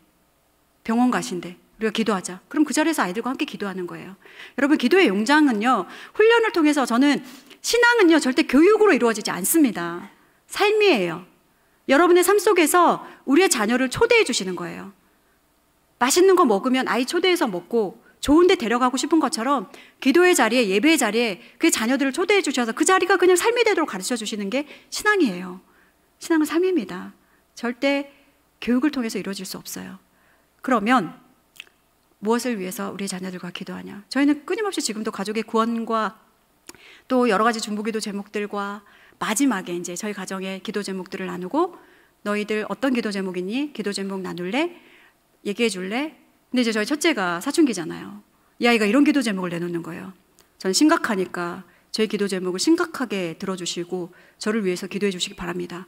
얘기해봐. 이제 각자 다 얘기하니까요. 저는 우리 이 교회에서 저에게 사역을 요청해 주신 날부터 저희 아이들과 같이 기도했어요. 왜냐? 엄마 이렇게 사역을 요청하신 교회를 위해서 저희가 동역자들이니까. 엄마 오늘도 잘하고 오세요. 저희가 기도할게요. 했던 이유도 같이 기도했기 때문에. 근데 이 아이가 이제 이런 기도 제목을 내놓습니다. 제 키를 위해서 기도해 주십시오. 키는 185에서 187입니다. 그래 기도하자. 같이 기도해. 그러나 더 중요한 게 있어요. 상체는 그대로 있고 하체만 길어지도록 기도해 주세요. 아멘. 일단 아멘. 그래 아멘. 또 하나 있어요. 뭔데 얘기해봐. 제 머리 사이즈가 줄어들 수 있도록 기도해 주세요. 날마다 거울 앞에 서서 엄마 머리 큰 거 같죠? 제 다리 짧은 거 같죠? 늘 이거 선포하는 아이였거든요. 아니 저희 엄마가 봤을 때 너 다리 길어. 너 비율상 얼굴도 그렇게 큰 편 아니야. 엄마 제발 그렇게 얘기하지 뭐 현실적으로 얘기를 하시라고요. 근데 이제 제가 기도 제목을 딱 듣고 이제 아이들에게 얘기했어요. 얘들아, 너무나 좋은 기도 제목이고 엄마가 간절히 기도할 텐데 그래도 이렇게 좀 기도 제목을 바꿔보면 어떨까? 그리 아니하실지라도 감사한다든지, 아니면 얼굴은 그대로 있고 몸이 좀 더 커진다든지, 뭐 이런 이제 기도는 어때 했더니 아이가 정말 심각한 표정으로 저한테 그렇게 얘기하는 거예요. 사모님이 되셔서 정말 믿음이 없으시네요. 그래서 제가 회개하는 마음으로 알았어, 엄마 간절히 기도할게. 근데 여러분, 이 기도 제목이 응답되었을까요? 응답되지 않았을까요? 할렐루야. 믿음이 여기 앞에 있는 친구들 믿음이 세계 믿음 모든 민족에 뛰어난 아이들이 될 줄로 믿습니다. 응답이 되고 있어요. 어떻게요? 키는 계속해서 지금 자라고 있습니다. 아직 185까지 안 갔어요. 그런데 얼굴 사이즈가 어떻게 줄어들었을까요? 살이 20kg 빠지면서 얼굴이 반쪽이 된 거예요. 할렐루야. 하나님은 우리의 작은 기도에도 신음에도 응답해 주시는 줄로 믿습니다. 우리 아이들의 기도가 조금은 하찮고 너무나 어리석은 기도 같을지 모르나 가정 가운데서 그것들을 품어주셨을 때 우리 아이들이 다른 데 가서 그것을 요구하는 아이들이 되지 않습니다. 가정 예배는요, 고향 같은 곳이어야 해요. 아이들이 들어와서 쉴 수 있는 곳, 뭔가 실패하고 낙심했을 때도 언젠가 돌아와서 내 의견들을 얘기할 수 있는 것. 제가 저희 아이들에게 참 감사한 것은 본인들이 죄를 지었을 때도요, 오픈을 해요. 엄마, 제가 금기된 이런 것들을 했습니다. 저를 위해서 간절히 기도 좀 해주세요. 제가 죄책감 때문에 너무나 힘듭니다. 그랬을 때 이 자식이 지금 내가 너를 몇 년 동안 말씀으로 키웠는데 네가 예배 자리에 도대체 얼마만큼 오래 있었는데 이따위야. 만약에 이렇게 얘기하면 우리 아이들은 다 튀겨나가요. 일단 가정예배 나 하나 품어주지 않는 하나님, 늘 심판하고 정죄하는 하나님, 아이들은 사랑의 하나님을 경험할 수가 없어요. 그러나 어떠한 모습들 속에서도 로마서 5장 말씀에 이런 말씀이 있습니다. 우리가 완벽했을 때, 성공했을 때, 잘했을 때, 신앙훈련 잘 되었을 때, 교회 잘 나왔을 때가 아니라 우리가 아직 죄인 되었을 때에 그리스도께서 우리의 사랑을 확증하시기 위해서 십자가에서 돌아가신 줄로 믿습니다. 그 사랑을 우리 아이들이 다른 것에서 경험하는 것이 아니라 우리 아이들은 솔직히 그런 사랑을 어디서 경험하냐면요, 뒤에서 껌 좀 씹고 담배 좀 물고 술 좀 하는 애들한테서 그런 사랑을 경험하거든요. 어떻게 해요? 막 머리에 막 물을 들이고 갔네요. 집에 왔더니 꼬라지가 그게 뭐냐? 네가 이러고도 하나님의 사람이냐? 이렇게 정죄를 받는데 그런 무리들에 가면 야, 너 핵간지 짱 멋있어. 수용하고 인정해주는 사람들을 통해서 아이들은 사랑을 느끼거든요. 사춘기 아이들은 대부분 그렇습니다. 그러면 우리 아이들이 그곳에서 마음을 나눠야 될까요? 아니면 가정에서 그걸 누려야 될까요? 부모님이 조금만 힘들면 되거든요. 저희도 어금니 깎게 볼 때 한두 번이 아니거든요. 그러나 이 아이들이 언젠가 나를 긍휼히 여기시고, 아이들은, 저는 그렇게 생각해요. 저희 아이들이 지금도 믿음 안에서 잘 자라고 있지만 진짜 시작은 이 아이들이 예수님을 만났을 때부터거든요. 빨리 예수님을 만날 수 있도록 도와주는 역할이, 그래서 우리 부모를 하나님이, 완벽한 하나님이 키울 수도 있는데 불완전한 우리를 붙여주신 거잖아요. 그런 마음으로 우리의 자녀를 품어주시는 그런 가정예배 되시기를 축복합니다. 네, 또 이제 저희 가정예배의 순서 중에 하나죠. 기도가 끝나고 나면, 말씀이 끝나고 나면 하나님의 성품을 찬양합니다. 이제 인도하는 사람이 하나님의 성품을 찬양하겠습니다 이렇게 얘기를 했어요. 이거는 어릴 때부터 훈련을 했습니다. 왜 그렇게 했을까요? 이 예배가 어디로부터 와서 어디로 가는가를 아이들에게 알려주고 싶었어요. 세상에는요, 하나님께 아니라 어딜 가더라도 예배하는 모습들을 볼 수가 있어요. 여러분, 산에 가보시면은요, 나무에다가 형형색색 달아놓고 비는 사람들이 있어요. 예배하는 거예요. 이런 소원 들어주세요. 달 보고 비는 사람도 있고요, 돌탑 쌓아서 소원을 비는 사람도 있습니다. 심지어 생일 케이크 불 때도 빌죠, 소원을. 케이크에 무슨 능력이 있어서 그 소원을 들어주는지. 우리는 각양각색의 모습으로 예배를 드려요. 그러나 우리는 하나님의 사람이기 때문에 이 예배가 어디에게 가는지에 대한 것들을 자녀들에게 가르쳐 주셔야 돼요. 그래서 어릴 때부터 자, 하나님의 성품을 찬양하겠습니다. 왜냐하면 성경은 무수한 하나님이 어떤 분이신지를 드러내는, 우리에게 살아계신 하나님의 말씀이잖아요. 근데 이제 아이들은 어리기 때문에 대부분 하나님의 성품을 찬양하겠습니다 그러면 저희 아이들은 어릴 때 뽀로로 찬양합니다. 오늘 치즈빵 먹었는데 찬양합니다. 귤을 주셔서 찬양합니다. 이런 찬양들을 했었어요. 근데 거기서 머물러 있는 것이 아니라 이제 우리가 말씀을 읽으면서, 이제 저희가 만약에 시편 23편을 저희가 같이 읽었어요. 여호와는 나의 목자시니 내게 부족함이 없으리로다. 그가 나를 푸른 풀밭에 누이시며 쉴만한 물가로 인도하시는도다. 내 영혼을 소생시키시며 자기 이름을 위하여 의의 길로 인도하시는도다. 아이들과 쭉쭉 읽어 나갔어요. 그러면 얘들아, 말씀에 계신 하나님의 성품을 우리가 높여드리자. 제가 여러분, 애 넷을 키우는 엄마가 날마다 이러고 살까요? 여러분이 김포에 계신 게 얼마나 감사한지 모르겠어요. 저는 우리 교인들에게 얘기하거든요. 어디 지나갈 때 미리 연락 좀 달라고. 왜냐하면 저를 몰라보실 수 있으니까. 화장 안 하고 꾸미지 않는 모습으로 있을 때. 그런데 엄마 너무 예뻐요. 와, 오늘 아빠 또 뿅 가시는 날이네. 아이들 이런 얘기 하거든요. 칭찬해 줄 때, 저희 아이들이 어릴 때는 나 엄마랑 결혼하고 싶어요 이런 얘기도 자주 했거든요. 그런 칭찬을 들을 때 기쁜 것처럼 우리가 하나님은 어떤 분이십니다라고 칭찬해서 올려드리는 시간인 거예요. 그래서 여호와 시편 23편 말씀을 같이 읽고 암송했을 때 아이들이 성품을 찾기 시작하더라고요. 목자 되시는 하나님을 찬양합니다. 우리를 쉴만한 물가로 인도해 주시는 하나님을 찬양합니다. 사망의 음침한 골짜기에서 우리를 건져주시는 하나님을 찬양합니다. 그렇게 믿음으로 고백해 드리는 거예요. 그러다가 아이들이 커 나가면서 자기의 삶에 임하시는 하나님의 성품을 찬양하기 시작하더라고요. 저희도 저희 삶의 처지마다 그때그때 만나주시는 하나님을 느끼잖아요. 그 하나님께 올려드리는 것. 그래서 존 메가더 목사님께서 최상의 존재에게 존경과 경의와 찬양과 영광을 올려드리는 것이 예배다라고 말씀을 해주셨어요. 찬양이 너무 중요합니다. 하나님은 이런 분이십니다. 영광 받아 주시옵소서. 그렇게 성품을 올려드리는 찬양이 있습니다. 저희는 이제 매일매일 가정 예배를 드리지만 여러분 매일 드리지 않으셔도 괜찮아요. 또 매일 드리랜다 이래서 또 낙심하시면 안 됩니다. 한 번을 드리셔도 되고요. 제가 아는 가정은 화목한 가정 예배 드리세요. 화요일 목요일마다. 불금행 가정 예배 드리시는 가정도 있어요. 그리고 주일을 준비하는 토요 가정 예배를 드리시는 가정도 있고요. 저희는 주일에도 가정 예배를 드립니다. 저희 집에는 각 부서의 아이들이 포진되어 있고 주일날 무슨 말씀을 들었는지 당최 알 수가 없는 거예요. 그래서 주일에 모여서 어떻게 하느냐. 얘들아, 오늘 주일 어떤 말씀 들었니? 이제 그러면 아이들이 부서에서 들었던 말씀을 나눠요. 근데 저도 나눠야 되잖아요. 아이들이 얼마나 매의 눈으로 저를 쳐다보는지 몰라요. 어머니, 목사님 말씀 안 줄고 똑바로 들으셨어요? 오, 얘기해 보세요. 근데 왜 그 순간 있잖아요. 얘기해 보세요 했는데 생각 하나도 안 날 때. 엄마 분명히 똑바로 들었거든? 얘들아, 잠깐 시간 좀. 와, 사모님이 되셔가지고 말씀도 제대로 안 들으시고. 제가 또 회개하는 마음으로 기억해내. 나 마지막에 하면 안 될까? 엄마 생각 좀 할게. 그래서 얘기를 하거든요. 그러면서 우리가 한 주간 어떻게 살아갈 것인지에 대해서 아이들과 나누고, 그것이 하나님을 기억하고 하나님을 기념하고 그들을 높여드리고 우리 삶에 임재하신 하나님을 아이들이 만날 수 있는 가장 좋은 방법입니다. 그러면 언제 또 저희가 예배를 드리는지, 여러분의 삶 속에서 어떻게 예배를 드리셔야 되는지를 좀 알려드리고 싶습니다. 위로와 소망을 품은 예배 중에 이제 저희가 묻지도 따지지도 말고 무조건 감사 예배라는 이름으로 드려지는 예배가 있습니다. 일명 고난 가운데 있을 때, 힘든 일이 있을 때, 어려움이 찾아올 때, 정말 감사할 이유가 하나도 없을 때, 그때 묻지도 따지지도 말고 무조건 우린 감사로 나아간다. 이제 하나님, 저도 정말 쉬운 여정으로 살아왔던 게 아닌데 그런 어려움들을 겪을 때마다 하나님이 저희 가정에 감사를 테스트하시는 것 같았어요. 네가 이런 상황에서도 감사할 수 있니? 너희들이 이 감사도 넘을 수 있니?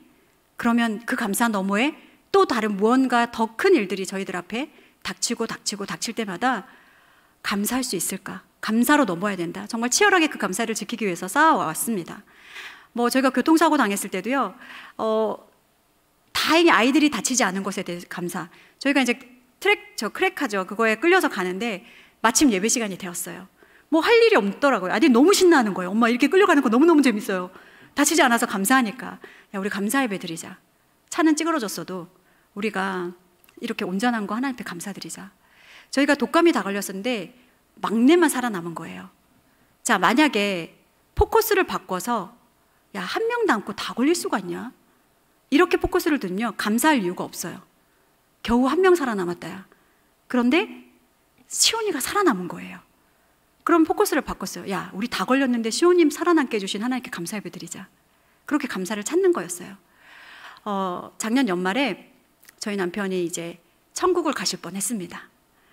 심장이 막혀 있는 것이 뒤늦게 발견이 됐고, 주치의 선생님께서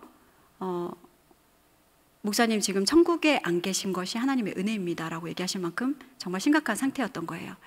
그래서 이제 코로나 기간이었기 때문에 면회도 안 됐었고, 이제 제가 남편을 이렇게 간호하기 위해서 병원에서 있었고, 아이들은 아이들끼리 이제 예배를 집에서 드렸는데, 이때 정말 하나님께서 아이들을 예배자로 세우신 그 과정들이 이때를 위함이 아니었나 싶을 정도로 너무 감사한 시간이었는데, 저희는 병원에서 남편과 함께 병상으로 부부 예배를 드리고 동일한 시간대에 아이들은 다 예배자니까요, 돌아가면서 매일매일 돌아가면서 예배를 드렸어요. 그리고 예배를 드리고 나면 전화가 딱 오더라고요. 엄마, 아빠랑 예배 드리셨어요?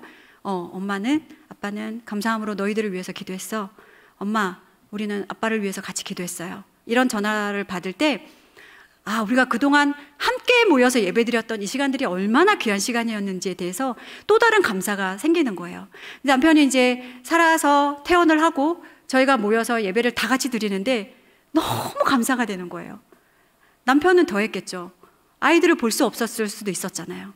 그런데 모여서 예배드린다는 이 자체가 기적이고 그 감사, 너무나 감사해서 저희가 또 묻지도 따지지도 않고 감사 예배를 드리는데 저희 첫째가 눈물이 그렁그렁 하더니 이 아이가 이런 고백을 하는 거예요. 저 사실 감사가 안 나와요. 저 하나님한테 너무 짜증이 나요. 조야 충분히 그렇게 생각할 수 있어. 괜찮아. 왜 어떤 마음이 드는데? 라고 물어봤더니 이 아이가 그렇게 얘기하는 거예요. 우리 아버지가 다른 범죄를 저지르신 것도 아니고 다른 일을 하신 것도 아니고 하나님의 종으로 늦게 부름받아서 정말 힘들게 신앙생활 하시면서 이 아이도 이제 아버지가 살아왔던 과정들 저희가 어릴 때 이야기들 다 해줬기 때문에 알거든요. 진짜 고생하시고 그렇게 목사로 계신데 왜 아빠가 그렇게 아프셔야 했고 죽으셨어야 했어요? 얘가 울면서 막 그런 얘기를 하는 거예요. 그런데 그 마음 충분히 이해가 되더라고요. 아이가 어리니까. 저희가 같이 울면서 그래도 살려주셨잖아. 이렇게 살아서 같이 예배드리잖아. 그게 감사한 거야. 엄마도 사실 감사가 여기까지 나오는 게 쉽지가 않아. 그러나 그 이유들을 아이들에게 가르쳐줬던 단 하나는 우리의 삶을 개입하시고 인도하시는 하나님 앞에 전적인 동의를 가르쳐주고 싶었습니다. 그것이 기쁜 일이든 슬픈 일이든 즐거운 일이든 우리가 비천에 철들고, 여러분이 빌립보서 2장 13절 말씀, 내게 능력 주시는 자 안에서 내가 모든 것을 할 수 있느니라. 이 말씀 우리가 너무나 좋아하는 말씀이죠. 근데 이 말씀의 핵심은 뭐냐면요, 내가 비천에 처할 줄도 알고, 12절에 이렇게 나와 있습니다. 내가 비천에 처할 줄도 알고 풍부에 처할 줄도 알고 내가 배고픔과 궁핍함에도 일체의 비결을 배우는 것, 그 능력 주시는 자 안에서 내가 모든 것을 할 수 있는 것이거든요. 그러면 우리가 어떤 자리에 있든지 간에 하나님을 하나님이십니다, 주님은 선하십니다라고 고백할 수 있는 것, 이것이 가정예배의 핵심입니다. 그래서 저희 아이들과 그렇게 정말 예배를 드렸고요. 제가 셋째를 낳고 쫓겨났어요. 애를 낳은 지 한 달 만에 집주인이 나가라 그러더라고요. 너무나 이제 힘들었어요, 마음이. 근데 이제 저 집은 아니었지만 저런 집이었어요. 곰팡이가 가득하고 돈이 없으니까 쫓겨났으니까. 정말 갔더니 베란다 문도 제대로 안 닫히고요, 부엌에서 비가 새고요, 재건축을 이제 곧 앞둔 집이었어요. 저는 이제 아이 때문에 이사를 할 수 없었고 남편 혼자 이사를 끝냈는데 짐 정리도 안 된 상태에서 저희는 늘 그랬듯이 새 장막 주심의 감사 예배로 그 자리에 모였는데 그때 제가 산후우울증이 좀 찾아온 것 같아요. 감사가 안 나오더라고요. 하나님, 이게 뭐예요? 애들 안 낳는 시대에 제가 애를 낳겠대서 셋이나 낳았는데요, 하나님, 이건 아니잖아요. 저도 저희 자녀들에게 좋은 것 주고 싶고 저희 자녀들에게 좋은 환경 허락하고 싶고 뭔가 부모로서 아이들에게 해주고 싶은 이런 마음들이 있는데 저희는 늘 이렇게 늘 더 좋지 않고 더 후미진 곳, 왜 이런 곳으로 저희는 가야 하나요? 저 너무 속상하고 슬퍼요. 막 이제 울면서 그렇게 이제 예배 가운데 앉아 있었는데요, 그 순간 저의 입술에 하나님 넣어주신 찬양이 이 찬양이었어요. 생각지도 못했거든요. 높은 산이 거친 들이 조막이나 궁궐이나 내 주 예수 모신 곳이 그 어디나 하늘나라. 계속 반복해서 그 찬양을 불렀어요. 그때 저희 첫째 아이가 7살이었거든요. 근데 그 아이가 와서 저를 이렇게 안아주더니 그런 얘기를 하는 거예요. 엄마, 기도하면 되잖아요. 지금까지 우리 이렇게 맨날 기도했잖아요. 근데 그 음성이 아이의 음성이 아니었어요. 하나님 위로하심 같았어요. 어떤 일이 벌어졌을까요, 여러분? 네, 385대 1로 서울에서 있는 임대 아파트에 당첨되는 은혜를 주시더라고요. 하나님 그렇게 또 저희를 건져주셨습니다. 여러분, 어떤 고난의 터널에 계신지 모르겠어요. 저희도 지금 당면한 문제들이 정말 힘든 문제가 눈앞에 있거든요. 그런데 저희 감사 예배로 모이고 있어요. 왜냐? 터널의 처음이든 터널의 중간이든 터널의 끝이든 그건 중요하지 않습니다. 그 길이가 중요하지 않아요. 그 끝을 지나면요, 이미 승리하신 그 하나님께서, 빛 대신 예수님께서 환하게 우리를 맞아주고 계실 줄로 믿습니다. 그 어려움들을 가정 예배로 모이셨으면 좋겠어요. 그리고 그 예배 가운데서 하나님의 은혜를 경험하시고 그 기도 응답이 되지 않더라도 주님은 선하시다고 고백할 수 있는 그런 믿음의 가정 되시기를 축복합니다. 자, 그럼 또 어떤 예배로 하나님께 나아갈 수 있을까요? 믿음과 유산을 흘려보내는 예배입니다. 이것은 기쁜 일이 있을 때, 축복할 일이 있을 때, 감사할 일이 있을 때 하나님께 무엇으로 나간다고요? 예배 드리셔야죠. 누가 태어났나요? 생일을 맞았나요? 졸업을 했나요? 성적이 좋아졌나요? 어떠한 이유도 괜찮아요. 그것이 누구로부터 왔는지를 아이들에게 가르쳐 주셔야죠. 생일날 생일 축하합니다. 케이크 부르고 좋은 집 가서 맛집으로 끝났다면 우리 아이들에게 세상적인 방법만 가르쳐 주신 거예요.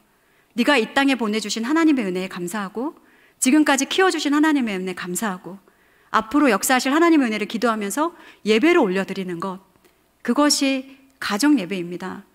많은 일들이 있죠. 저희들도 뭐 축하해야 될 일, 저희 아이들이 저 성경 뒤집어 쓰고 있는 거요. 저거 일독했을 때였거든요. 야, 천국에서 난리가 났어 지금.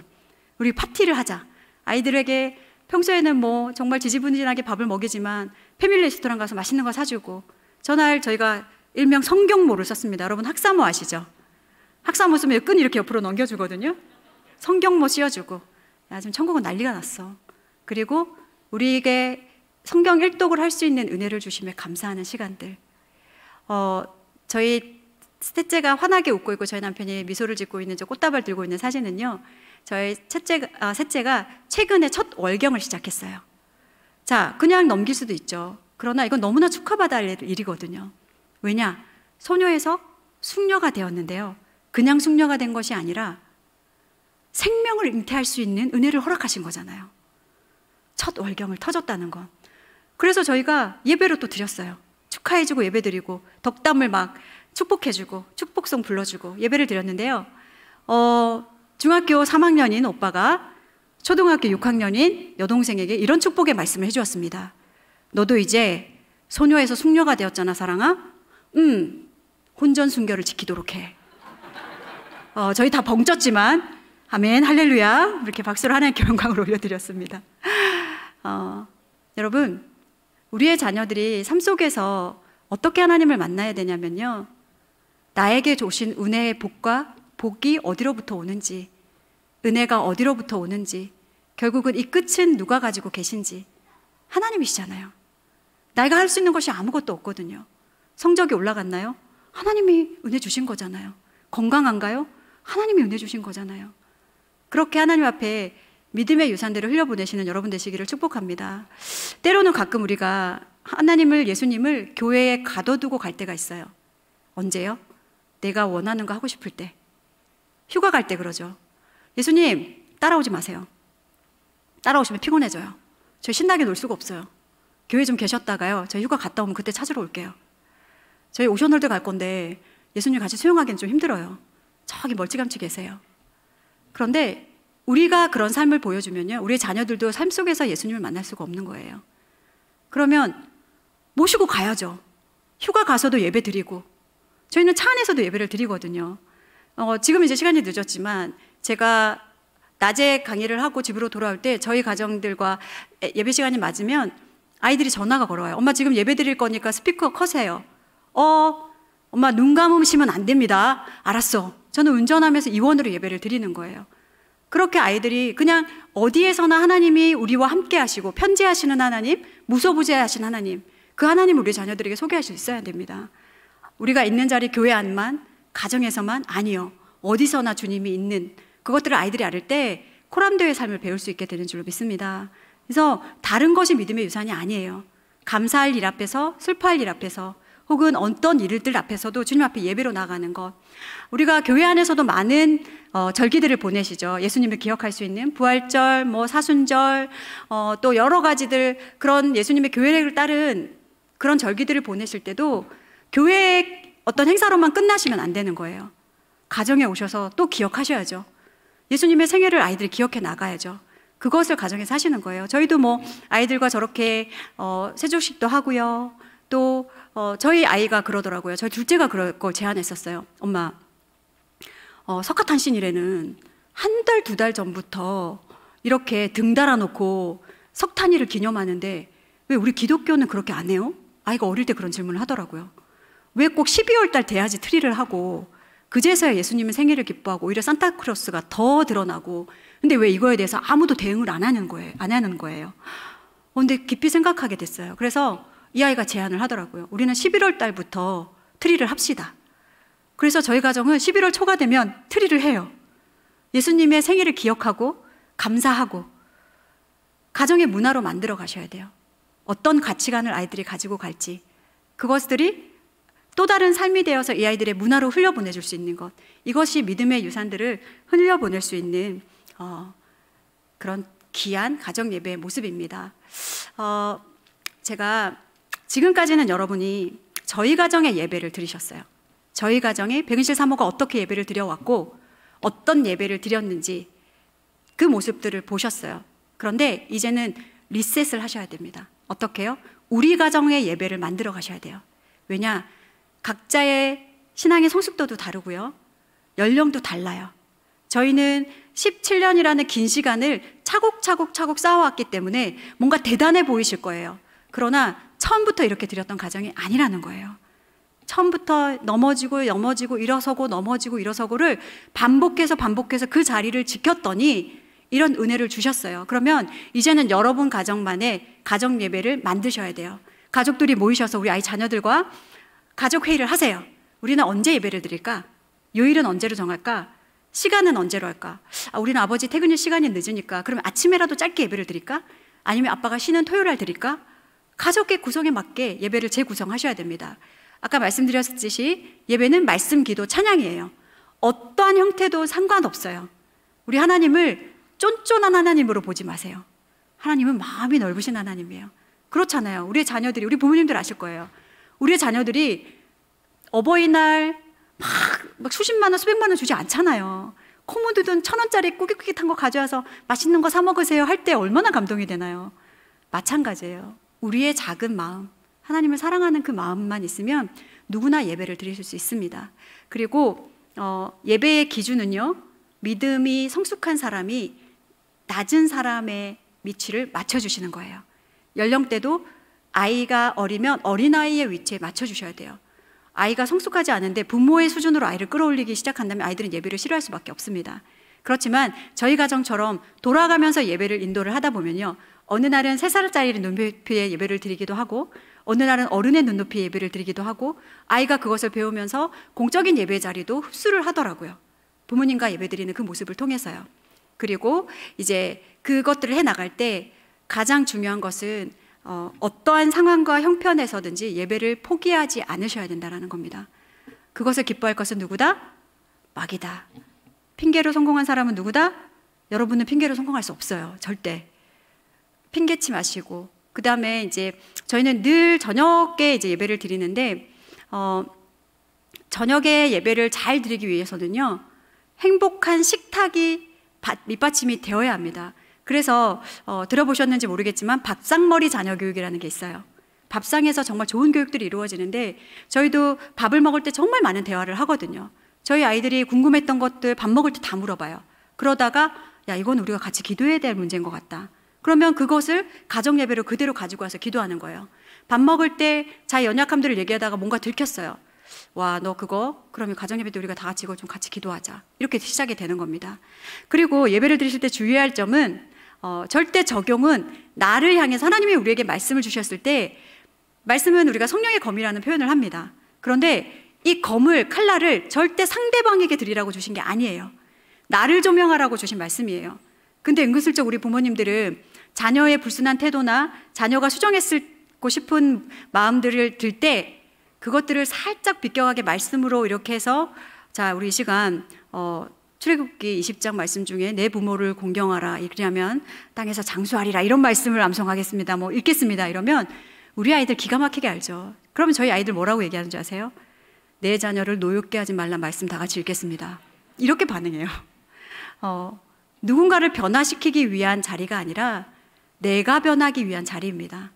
기도 제목 내놓으실 때도요, 저희가 믿음이 더 좋아지게 해주시고 예배 시간을 안 느끼게 해주시고, 그거는 본인이 그런 기도 제목을 냈을 때는 함께 기도하는 게 맞아요. 그러나 절대 우리 형 성질 더러운데 성질 좀 고쳐주십시오, 이런 기도하면 안 되는 거예요.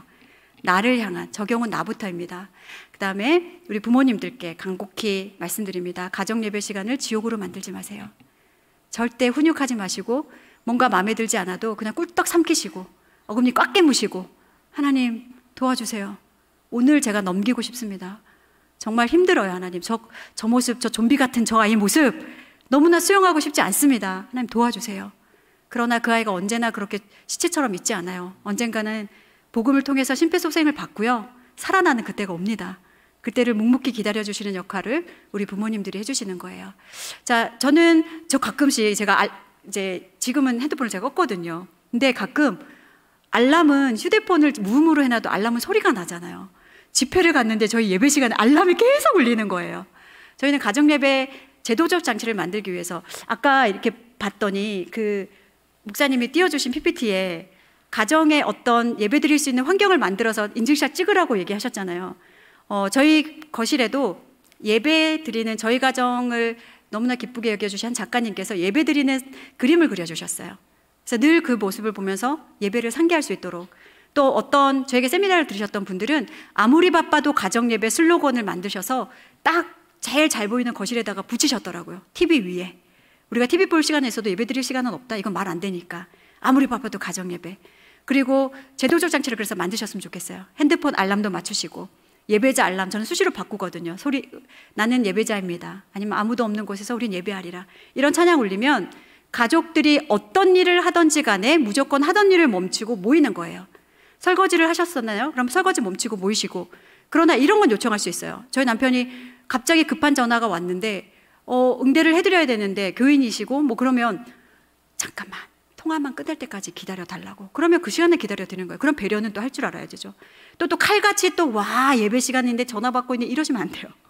유도리 있게 유연성 있게 하시면 좋을 것 같고요. 그 다음에 우리가 예배 드리는 장소는 정돈이 되어야 합니다. 그것이 안방이든 거실이든 식탁이든 그 자리는 우리가 귀한 손님이 오시면 저희 집 알거든요. 저도 청소를 잘 못하는데 제가 청소할 때 저희 아이들이 물어요. 엄마 오늘 누구 와요? 아니 엄마 누구 올 때만 청소하시잖아요.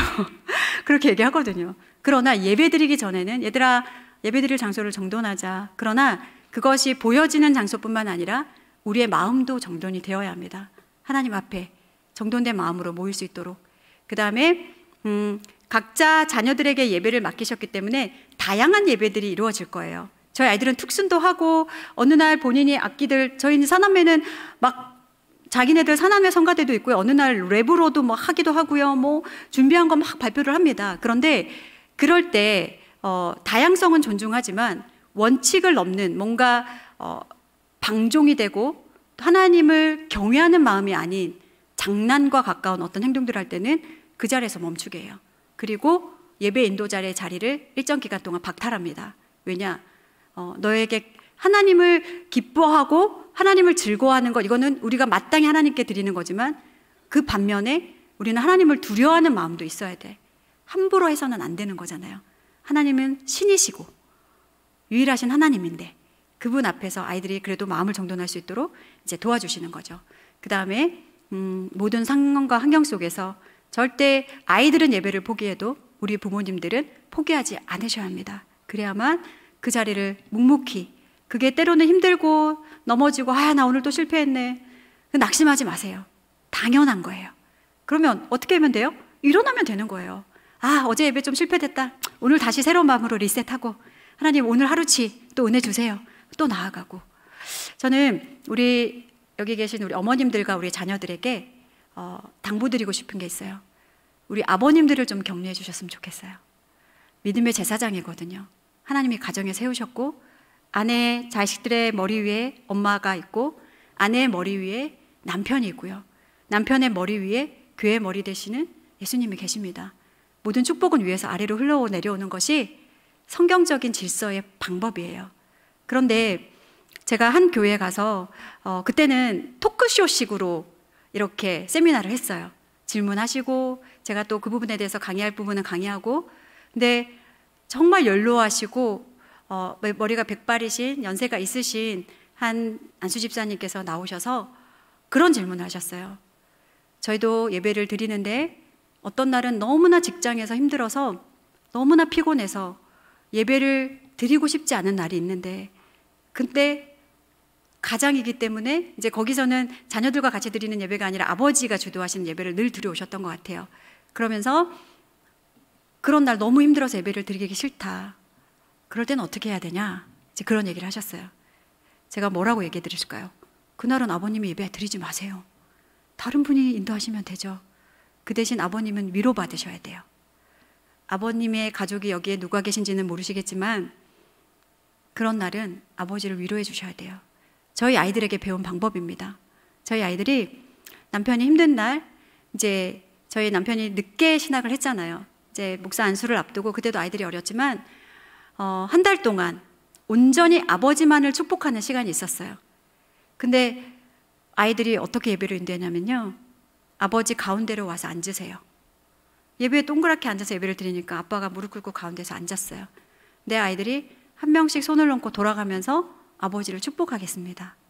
근데요, 아이들이 다 돌아갈 때까지 남편 등이 들썩들썩 거려요. 이것이 아이들이 주는 위로라기보다는 하나님이 주시는 위로인 거예요. 근데 어디 가서 그런 격려와 사랑을 받겠어요? 어디 가서 우리 아버님들이 술을 드시겠어요? 어디 가서 춤을 추면서 그거 스트레스를 푸시겠어요? 믿음으로 그거 이겨내시는 거거든요. 아버지가 건강해야 가정이 건강하고, 또 그 사랑이 넘쳐나야 아내를, 예수님이 교회를 사랑하시는 것처럼 그 사랑을 받으셔야 아내도 사랑하고 자녀들도 사랑할 수 있는 거거든요.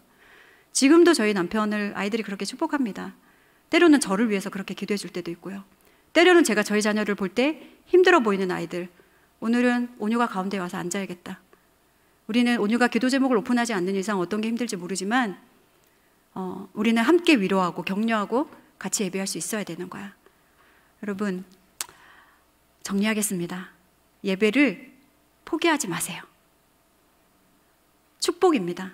하나님은 너무나 인격적인 분이셔서 지금도 여러분의 문 앞에서, 얘들아 내가 좀 들어가게 문 좀 열어줄래? 나 너네들 가정으로 좀 들어가고 싶다. 여러분이 문을 열어주시지 않으면 예수님 들어오실 수가 없어요. 그러나 제가 처음에 얘기했듯이 행복한 가정은요, 거룩을 추구하는 믿음의 가정에 있습니다. 예수님을 여러분의 가정의 주인으로 모셔드렸을 때에 그때 천국 가정을 이루게 되는 줄로 믿습니다.